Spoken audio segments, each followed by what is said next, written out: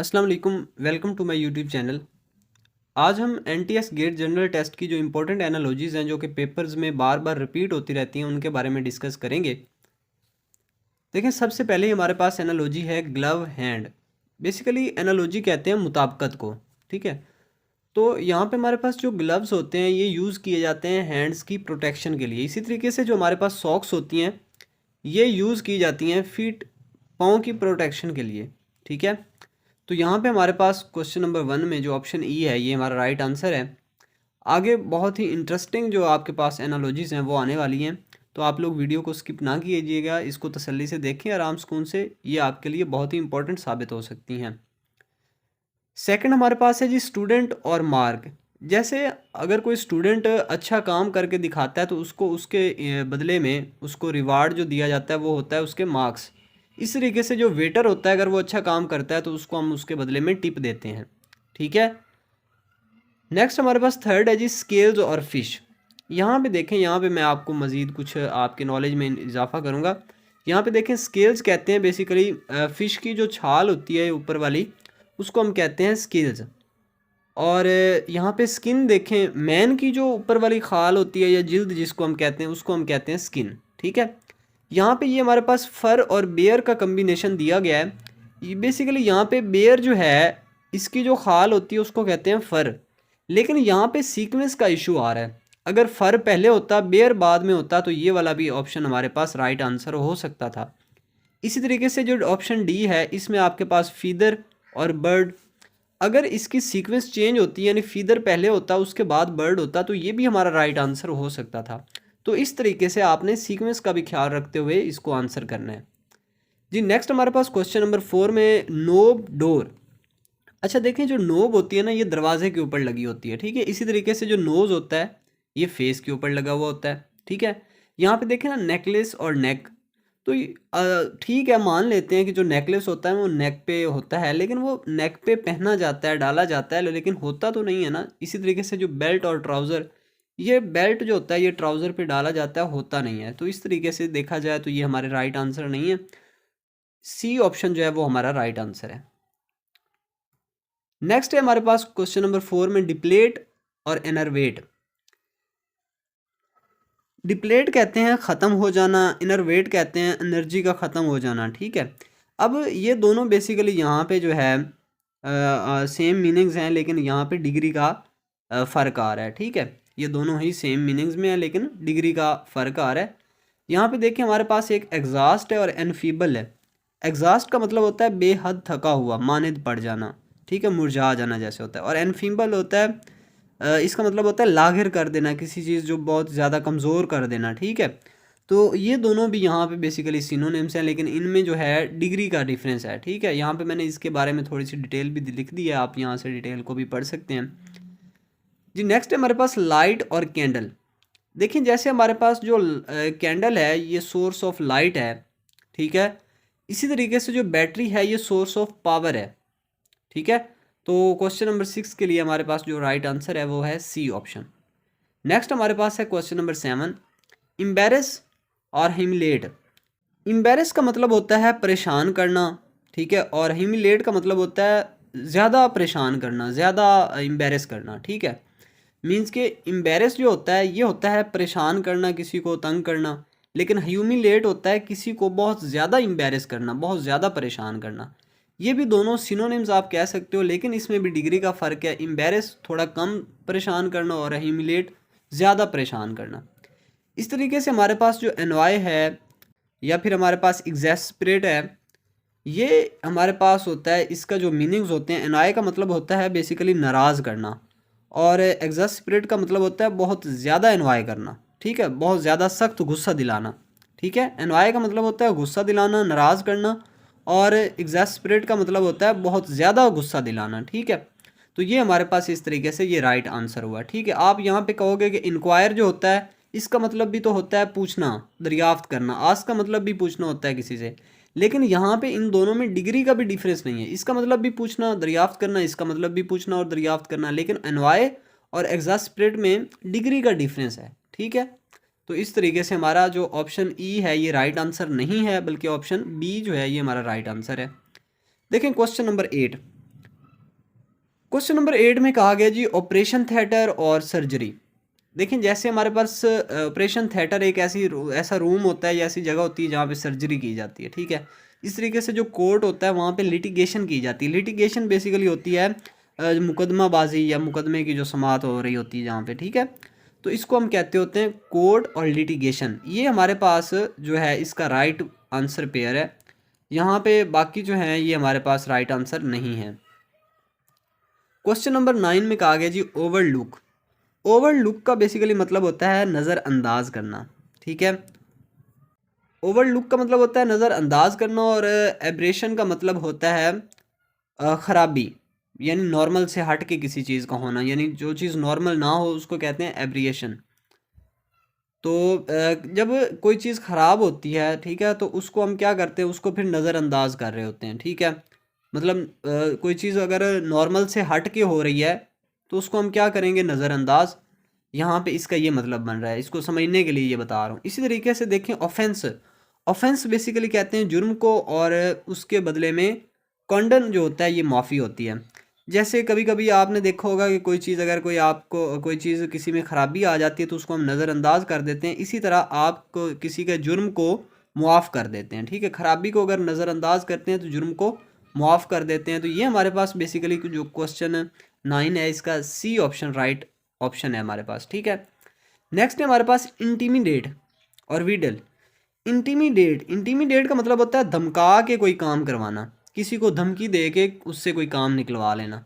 और विडल का मतलब होता है किसी को कोई चक्कर चला के उससे काम निकलवा लेना, चाल पुलिसियों से कोई काम निकलवाना, विडल मीन्स के देखें यहाँ पे हम इंटीमिडेट बेसिकली किसी से हम कोई काम करवा लेते हैं उसको डरा धमका के, ठीक है।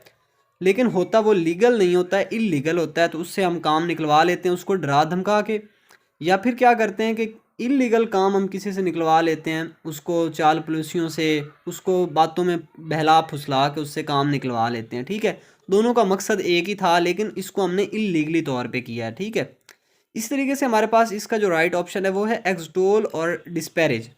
एक्सटोल का मतलब होता है बहुत ज़्यादा तारीफ़ कर देना, मतलब एक चीज़ इतनी तारीफ़ के काबिल थी नहीं लेकिन उसको एक्स्ट्रा जो है उसकी आपने तारीफ़ कर दी, ठीक है। और इसी तरीके से डिस्पैरेज होता है कि किसी चीज़ को के बारे में बदगुमानी रखना या किसी चीज़ को बहुत ही उसकी गलत बयानी कर देना, ठीक है। मतलब वो इतनी गलत थी नहीं लेकिन आपने उसको बहुत ज़्यादा बुरा कह दिया। तो ये दोनों चीज़ें भी यहाँ पे क्या हैं कि आपके पास जो है मकसद बेसिकली एक ही है कि आप गलत बयानी कर रहे हो, ठीक है। जैसे वहाँ पे एक ही मकसद था कि आप काम निकलवा रहे हो लेकिन दो मुख्तलिफ तरीके थे। यहाँ पे भी आप गलत बयानी कर रहे हो लेकिन दो मुख्तलिफ तरीक़ों से, ठीक है। अच्छा, ये हमारे पास क्वेश्चन नंबर 10 और ऑप्शन इसका ए जो है ये राइट आंसर है। यहाँ पे मैंने नीचे इसकी डिटेल थोड़ी सी लिख भी दी है। Intimidation is forcing by fear a person to take action while wheedle is pursuing a person by flattery. Extol means prize highly and disparage means to be little or treat slightly. Both are the pairs of opposite, ठीक है। अच्छा, next हमारे पास question number 11 में क्या है गया, कैप्रिशियस और रिलायबिलिटी। कैप्रिशियस का बेसिकली मतलब होता है जो चेंज होता रहता है, ठीक है। और रिलायबिलिटी रिलायबल होता है जो कांस्टेंट रहे, चेंज ना हो। मीन्स के देखें जैसे आपके पास कैप्रिशियस बिहेवियर की बात कर लेते हैं कि मतलब आपका एक बार दिल कर रहा था कि मैं आज स्कूल जाऊँ, ठीक है, और थोड़ी देर बाद आपने कहा जी मैं स्कूल नहीं जा रहा, तो इसका मतलब है कि आपका कैप्रिशियस बिहेवियर चेंज हो रहा था। लेकिन रिलायबिलिटी क्या होती है कि आपने अब ठान लिया है कि मैंने स्कूल जाना है तो बस जाना है, ठीक है। जिस तरीके से कैप्रिशियस बिहेवियर रिलायबल नहीं हो सकता, मीन्स के कैप्रिशियस बिहेवियर जो किसी का होता है ये बिल्कुल अपोजिट है रिलायबिलिटी के। इसी तरीके से यहाँ पे एक्सटेम्पोरेनियस जो है ये प्रिडिक्टेबिलिटी का जो है उलट है। मीन्स के देखें एक्सटेम्पोरेनियस का मतलब होता है जो चीज़ पहले से प्लान ना की गई हो, ठीक है, पहले से तयशुदा ना हो। और प्रिडिक्टेबिलिटी का मतलब होता है कि पेशगोई की सलाहियत जिसकी हो, मतलब पहले से उसकी पेशगोई की जा चुकी हो कि ये होगा, ठीक है। लेकिन एक्सटेम्पोरेनियस का मतलब ये होता है कि वो पहले से तयशुदा नहीं थी, उसका नहीं पता था लेकिन अचानक से हो गई। जैसे आप रास्ते में जा रहे हो, आपको कोई आपका दोस्त मिल जाता है लेकिन आप ये एक्सपेक्ट ही नहीं कर रहे थे कि वो मुझे मिलेगा। तो ये एक एक्सटेम्पोरेनियस जो है वो चीज़ थी जो आपके साथ हो गई। लेकिन इसी तरीके से जो प्रिडिक्टेबिलिटी होती है कि आपको पता होता है कि मैं जा रहा हूँ तो रास्ते में मुझे फ़लाँ बंदा मिलेगा, तो इसका मतलब है कि ये प्रिडिक्टेबिलिटी है। तो इस तरीके से देखा जाए, जैसे कैप्रेशियस जो होता है ये कैप्रेशियस बिहेवियर में रिलायबिलिटी नहीं होती, इस तरीके से जो एक्सटेम्परेनियस होता है इसमें प्रिडिक्टेबिलिटी नहीं होती। ठीक है, capricious behaviour is not characterised by reliability और extemporaneous actions are not characterised by predictability. जी नेक्स्ट हमारे पास क्वेश्चन नंबर 12, एक्सपेंड और रिप्लेनिश। एक्सपेंड का बेसिकली मतलब होता है खर्च करना। ठीक है, कोई चीज़ आप सर्व करते हो, खर्च करते हो। और रिप्लेनिश का मतलब होता है आज सिरे नो उसको ज़ख़ीरा करना, दोबारा से उसको ज़ख़ीरा करने की कोशिश करना। ठीक है, तो देखें ये यहाँ पे बेसिकली एक दूसरे का उलट चल रहे हैं। ठीक है, यहाँ पे अगर देखें डिफेक्ट और रीजॉइन, डिफेक्ट होता है किसी चीज़ में कोई नुक्स आ जाना, ख़राब हो जाना, ऐब आ जाना, और रीजॉइन का मतलब होता है उसको दोबारा से जोड़ना। ठीक है, दोबारा से जोड़ना। तो यहाँ पे हमारे पास ये बेसिकली जो इसका राइट ऑप्शन है वो ऑप्शन नंबर सी है। नेक्स्ट है हमारे पास लोध और क्वेश्चन। लोध बेसिकली बोलते हैं गैर रजामंद को, अनविलिंग को, जो किसी चीज़ पे किसी बात पे राज़ी ना हो। और कोएर्शन का मतलब लेकिन ये है कि लोध में क्या होता है, अगर कोई बंदा किसी बात पे रजामंद नहीं है तो उसको उस पर रजामंद किया जा सकता है, उसको समझा के। इसी तरीके से जो कोएर्शन है इसका मतलब होता है मजबूर करना। ठीक है, कि कोई बंदा रजामंद नहीं है तो आप उसको मजबूर कर रहे हो। अब गैर रजामंद जो होता है उसको उस काम के लिए मजबूर किया जाता है कि आप ये काम करो। इसी तरीके से जो रिलक्टेंट होता है, रिलक्टेंट का मतलब होता है ज़िद्दी या ना रजामंद ही समझ लें, ज़िद्दी। और परसुएशन का मतलब होता है उकसावा, यानी कि जो बंदा ज़िद्दी होता है तो उसको आप उकसाते हैं किसी काम के लिए, उसको मनाने की कोशिश करते हैं बहला फुसला के। और तो ये हमारे पास बेसिकली 13 क्वेश्चन का डी ऑप्शन जो है ये राइट आंसर है। इसकी मैंने थोड़ी सी डिटेल इधर लिखी है। इफ़ समवन इज़ लोथ यानी कि unwilling to do something, question may be required to change his mind. यानी कि अगर कोई बंदा है, लोध है, अनविलिंग है किसी काम के लिए, तो उसको उसको रास्ते पे लेके आने के लिए क्वेश्चन जो है वो काम आ सकती है। इसी तरीके से जो रिलक्टेंट होता है, a person is reluctant, he may be persuaded to change his mind, तो उसको प्रस्यूडेड किया जा सकता है, उसका माइंड जो है वो इसी तरीके से उसको मनाया जा सकता है। जी नेक्स्ट है हमारे पास स्टूल और बेंच। देखें स्टूल और बेंच दोनों बेसिकली एक ही पर्पस के लिए यूज़ किए जाते हैं, लेकिन इनमें डिफरेंस ये होता है कि इसमें साइज़ का डिफरेंस होता है। जो बेंच होता है is larger than stool, bench जो होता है ये स्टूल से थोड़ा बड़ा होता है। इस तरीके से जो फुट रूल होता है ये भी पैमाइश के लिए यूज़ किया जाता है, और यार्ड स्टिक जो होती है ये भी पैमाइश के लिए यूज़ की जाती है। तो लेकिन फुट रूल जो होता है is smaller than yard stick. तो ये वाला इस तरीके से हमारे पास ठीक हुआ। अगर इसके बाद आप यहाँ पे देखना चाहें चेयर और टेबल, कारपेंटर और चेयर, ये तो बिल्कुल भी नहीं हो सकता।